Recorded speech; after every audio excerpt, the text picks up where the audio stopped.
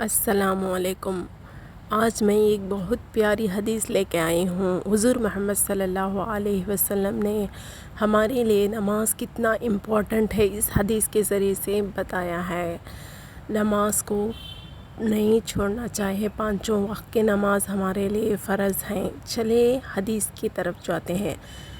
جب جنگ میں لوگ ایک دوسرے سے گھٹ جائے تو کھڑے کھڑے نماز پڑھ لے، اور ابن عمر رضی اللہ تعالیٰ عنہ نے نبی کریم صلی اللہ علیہ وسلم سے اپنی روایت میں اضافہ اور کیا ہے کہ اگر کافر بہت سارے ہوں کہ مسلمان کو دم نہ لینے دے تو کھڑے کھڑے اور سوار رہ کر جس طور ممکن ہو اشاروں سے ہی صحیح مگر نماز پڑھ لے۔